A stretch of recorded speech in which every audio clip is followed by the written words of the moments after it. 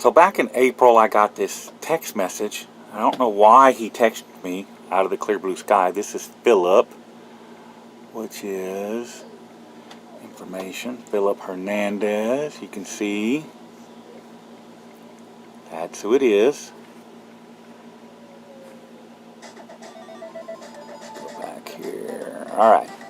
And it says, "Ha, children, good and God will prevail." And I said, I agree. He says, "Numbers and money, that's your department. I never cared, LOL." Huh. Okay. And I replied, "Money? Nah. When I first started, everything was paid for out of my own pocket. I'll do that again now. I'm not going to stop.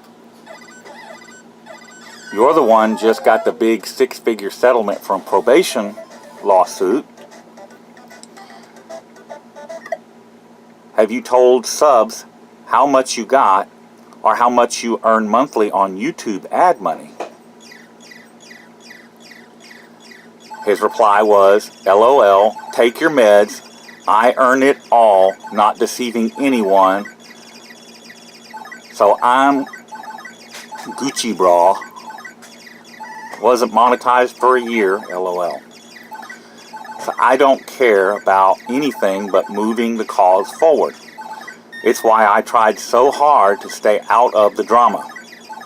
I let y'all attack me over and over, and I turned the other cheek. Now I'm hitting back." And here's his reply. "Yes, you are a victim. He. God will get you. I sleep good at night, sir. Keep laughing. I'm good with God." These are my replies. "Let's see how this all falls in the end. We're just at the start right now. God loves me, has protected me, and continues to do so." And in his reply, "I'm not worried. I record and post and will keep doing what I've always done."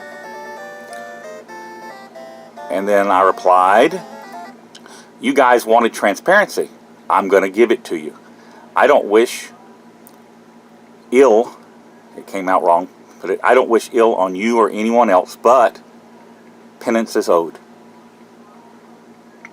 Yes, you are the moral compass." My reply, "Perhaps, perhaps not. But it's not about that. It's supposed to be about holding the government accountable, not witch hunts amongst ourselves. Our attacks are attacking other activists." I went on to say, "These are the exact same methods the government used in the 1960s against civil rights activists. They've just been updated for the digital age." I said, "Whose side are you on? Whose side is Felipe on? This whole mess could have been avoided. I didn't want this fight. I tried to avoid it. Now it's forced upon me. When Ida said you raped her and beat her, did I spread that all over? Or did I alert you about what was being said?" And that's when he goes silent. Notice he doesn't address that comment. He went silent then.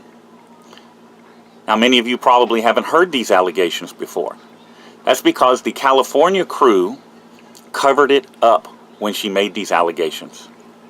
If you made any reference to it on their channels or asked any questions about it, you were deleted, your comments were deleted and blocked.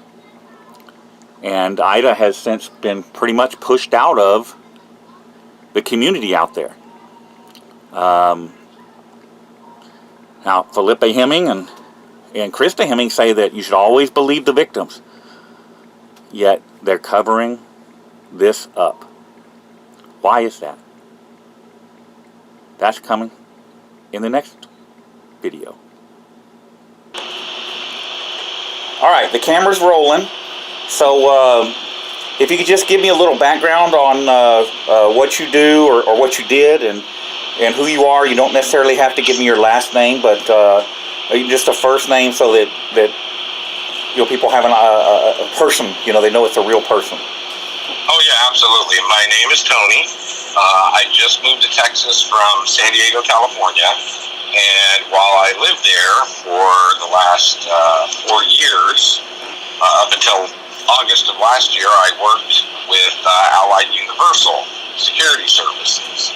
And the last year that I was there, I was employed at the General Atomics facility as the third shift supervisor. So I come in early. Usually my shift was from 9:30 to 5:30 p.m. to a.m., but a lot of times I was over until, 4 hours over or 4 hours early. So I got to see both sides of all three shifts. Okay. And so while you were out there, did you ever encounter any of the First Amendment auditor types? Oh, several times. A couple different ones. The main ones that we dealt with were the High Desert Community Watch and, I can't remember the other guy's his YouTube channel, but I was the actual kind of like the resident expert on the First Amendment auditors, because what you guys do is a necessity, but some of the guys take it too far and take it over. Let's just say that. Well, so did you have problems? You didn't have an issue with people being on the sidewalk and exercising their First Amendment rights. Did you have problems with them taking things too far? Invading your space, things like that. Usually what happened was, what I've seen professionally and both personally is I see two types of auditors.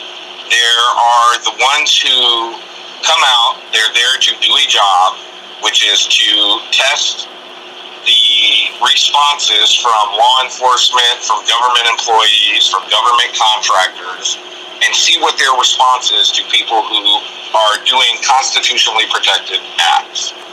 The post that I worked at General Atomics is a government contractor that deals with classified information.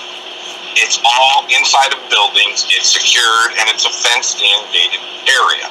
There's guards at every gate. You can't get in without going through the security process, okay? The ones that are good, and I'm a little bit biased because you're actually who I learned most of my stuff through watching your videos, David, was, there's guys like you, Patrick Roth, News Now Dallas, the Vitusi. You guys are the ones that you go there, you stay on the sidewalk, you don't engage any of the officers unless they engage you.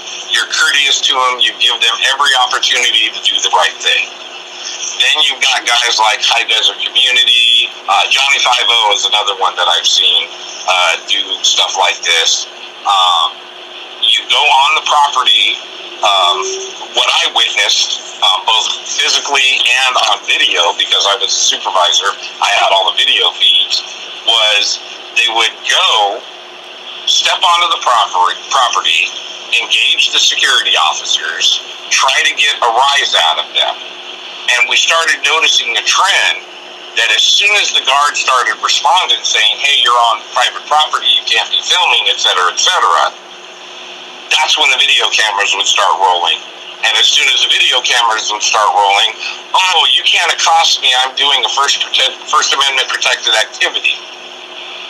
You never see on these videos, David, the stuff that leads up with these California guys to the reactions that they're getting. Now, I cannot say 100%, David, that I've seen every single one of your videos, but I'd say it's a good 95 to 98%. And one thing that I've noticed with you in particular, and a couple times with Mr. Roth, is that there are times when you edit it, of course, for length, and there's times when there's just no activity going on. Of course you're going to edit that out. Nobody wants to sit there and see you walk around. But I've seen you when there has been altercations, there has been things going on. You've turned around after you put the initial video up, and you release the unedited raw footage, okay? And you see everything that led up to that. What I noticed with the California guys, there's none of that. There's no raw, unedited footage. All you're seeing is the reactions of the guards, and it looks like my guards, and in this case it was my guards, are making fools of themselves and going against a constitutionally protected right. I know 95 to 97% of all the guards that I worked with there. Know them on first name basis. I was a supervisor, so there wasn't a lot of fraternizing, but a lot of them are vets. They signed their name on the line on that blank check to give everybody, yourself included, even though I know you're a vet, the right to do these constitutionally protected activities. I know these guys don't go out of their way to stop somebody from doing what is legal for them to do. Now, on our side of it, I know you know, David, we have a job to do. Sure. Okay? Sure. And we're there to protect the company and protect the company's assets. But our job, as well as our policy, doesn't trump anybody's rights. As long as you're on the sidewalk, my guards were told, never engage them. Don't even look at them. The favorite line of all First Amendment auditors is, we're getting a cab back.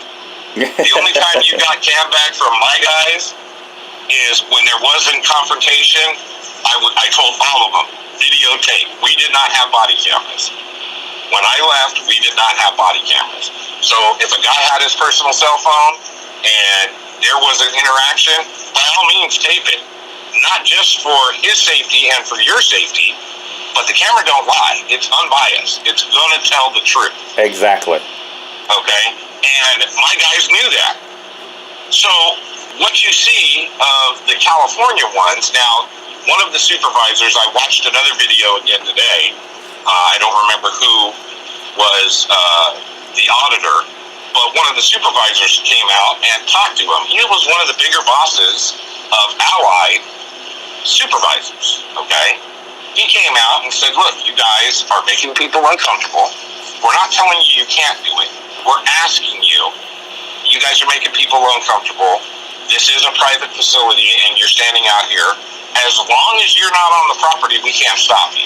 And we have called the police to let them know that you're here. I know personally from experience dealing with Sheriff's Department out in Poway area, California, that these guys are professional. They know their job. They know the law. They won't hem anybody up for any reason that they don't deserve.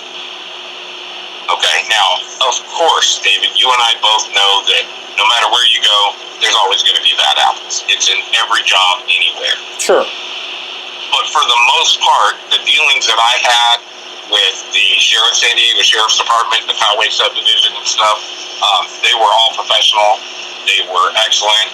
They were there within 2 minutes of any call. They never took anybody to jail unless they were like seriously trespassing or a threat.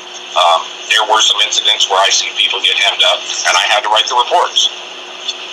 But they never, trod on anybody's rights. I guess that's the word I want to use. Well, the last option a police officer should use is arrest.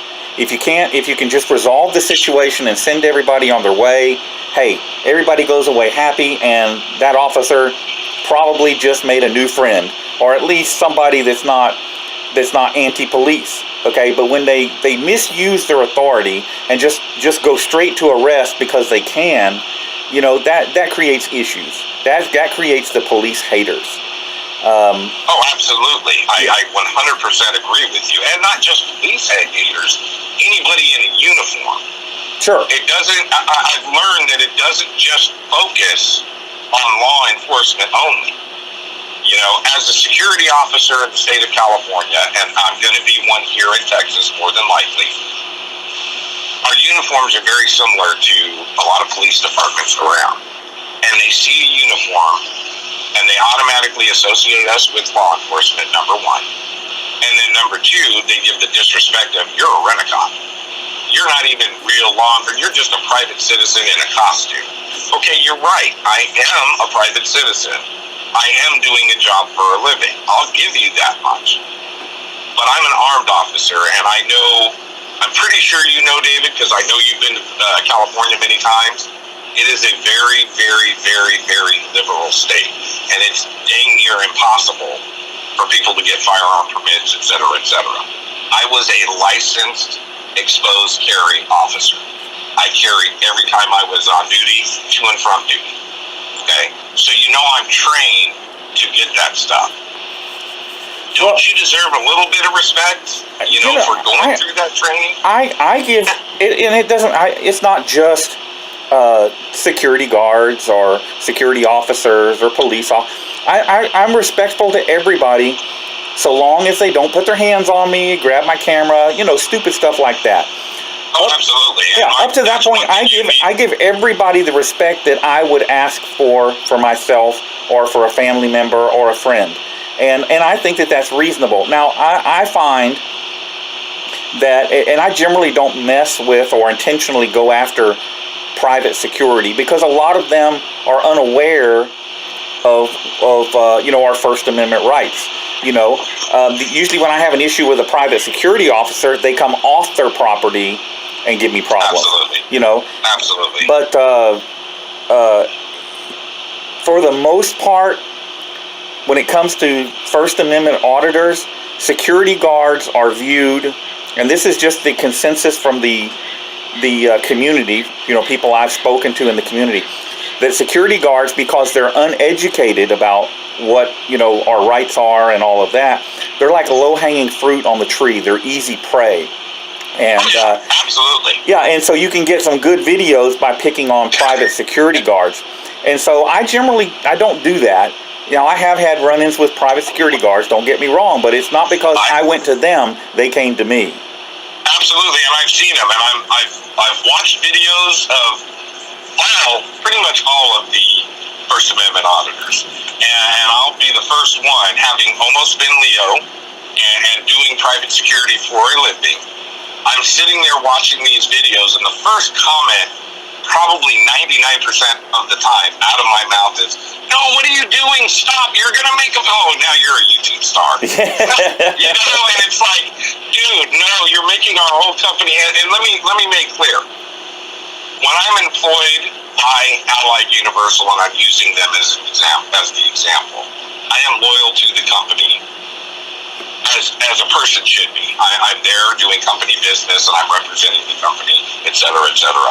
So as I'm watching this, and my guys, and they're not necessarily under me, but they're part of my crew, I'm looking at this and I'm going, why are you making all of us look bad? Why are you making me look bad? You wonder why people have the attitudes and the disdain for security. Your job is to protect and observe and report. Okay, that is your job. And it's a certain property that you're hired to protect. Nowhere in your orders, post orders, verbal orders, or anything, are you ever told to go off property unless there is imminent danger to somebody's life. Now, example of that, David, I'm here guarding a hotel.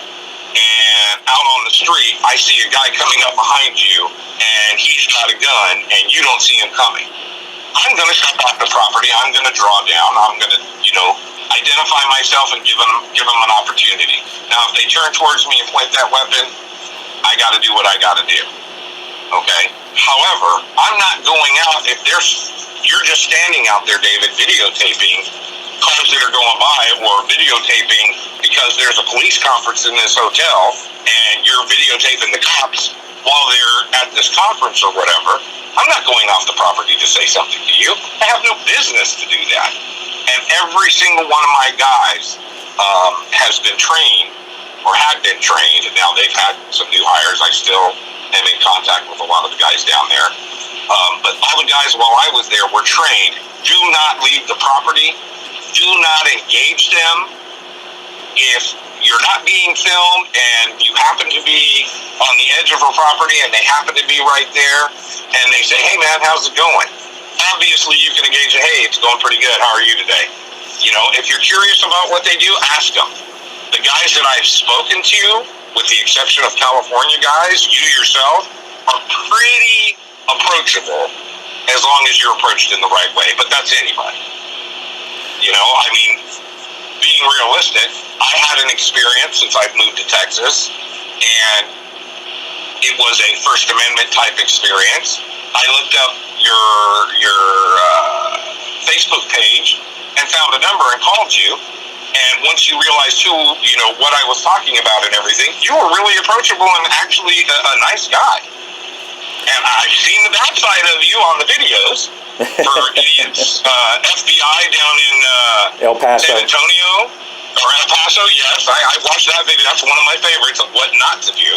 I know a lot of law enforcement friends in California,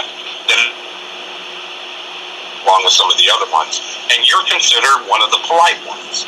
You're considered one of the professional ones.